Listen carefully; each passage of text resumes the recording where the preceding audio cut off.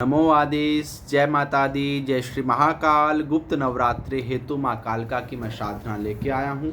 जो बच्चा पूरी निष्ठा और विश्वास के साथ माँ कालका की साधना करेगा, माँ कालका की सिद्धि उसके साथ चलेगी। माँ भगवती उससे वार्तालाप करेगी और माँ भगवती अपनी कृपा उस बच्चे पर विशेष रूप से कर देगी। सबसे पहले इस साधना के बीच में आपको ब्रह्मचार्य का पालन रखना है। बाहर का आपको कुछ नहीं खाना है, ठीक है। बाहर का कुछ नहीं खाना है, आपको शुद्ध सात्विक भोजन को आपको ग्रहण करना है, ठीक है बच्चों।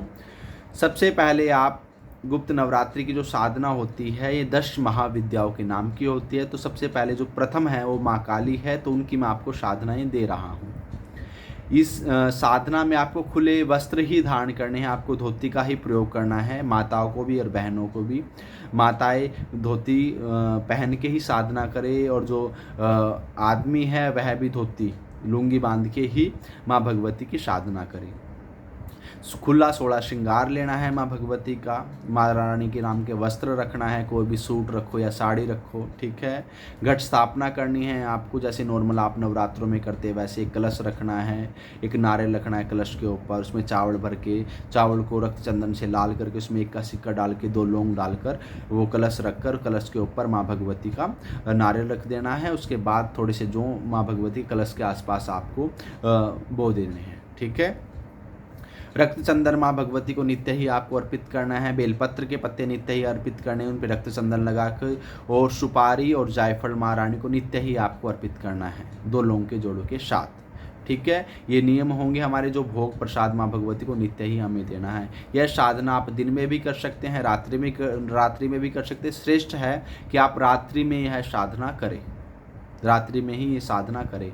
सूर्य भगवान को नित्य ही आपको जल देना है हल्दी डालकर। गौ माता की आपको सेवा करनी है।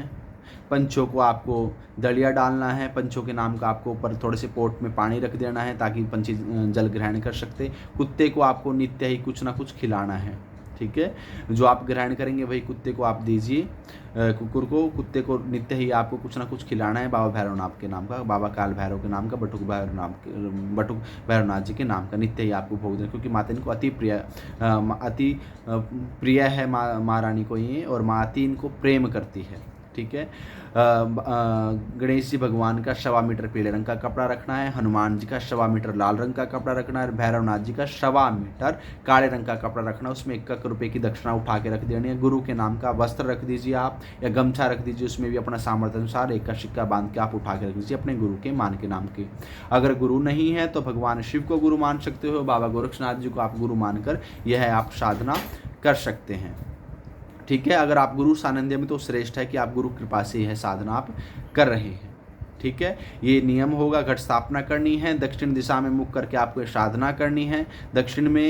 दक्षिण दिशा की तरफ मुख करके आपको ये साधना करनी है माँ भगवती की, ठीक है।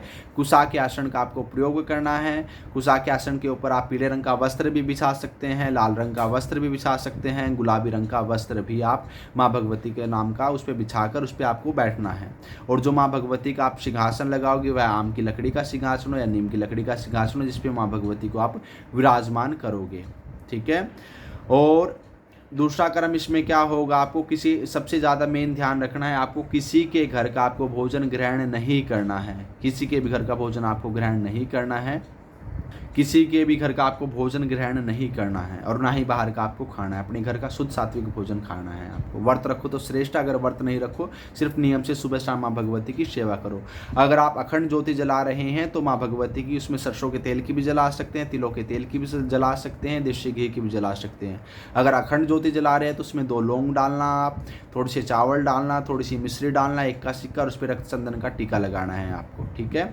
और नित्य ही माँ कालका को आप घृत का भोग जरूर लगाएंगे। महारानी को बेलपत्र नित्य चढ़ाएंगे रक्त चंदन लगाकर। नित्य ही माँ भगवती को 2 जायफल 2 सुपारी माँ भगवती को रक्त चंदन लगा के आप नित्य ही माँ भगवती को चढ़ाएंगे। रोज के 10 के 10 दिन आपको ये कर्म करना है, ठीक है। सूर्य भगवान का नियम मैंने आपको बता दिया, गौ माता का नियम बता दिया है। दूसरा कर्म जितना हो माँ भगवती का ध्यान करें। रोज सुबह ही ओम काली ओम काली ओम काली ओम काली अपने मन में जपते रहें।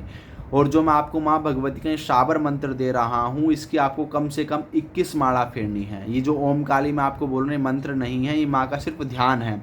माँ रानी का आह्वान करना है, माँ भगवती को सिर्फ भजते रहना है। आप जो मैं शाबर मंत्र दे रहा हूँ उसका भी आप मानसिक जप कर सकते हैं, लेकिन अगर सब जगह आप मानसिक जाप नहीं कर पाते हैं या शाबर मंत्र बड़ा है उस वजह से आप नहीं जप पाते, तो ओम काली ओम काली ओम काली यही आप अपने मन में जपते रहेंगे।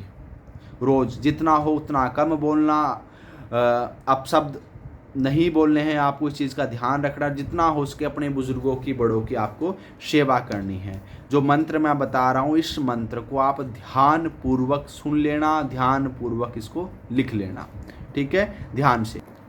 ओम नमो काली कंकाली महाकाली मुख सुंदर जिह्वा वाली, चार वीर भैरो 84, चार बत्ती पूजू पान ए मिठाई, अब बोलो कालका माँ की दुहाई।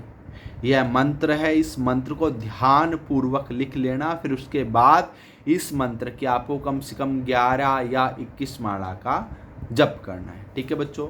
नमो आदेश, जय श्री महाकाल। अगर आपको डाउट लग रहा है, कोई भी आपको डाउट्स है, तो मैं रोज़ यूट्यूब चैनल पर माँ काली गोरखनाथ चौकी पर रोज़ लाइव आता हूँ, तो वहाँ जुड़कर अपने डाउट्स को आप क्लियर कर सकते हो। जय माता दी, जय श्री महाकाल।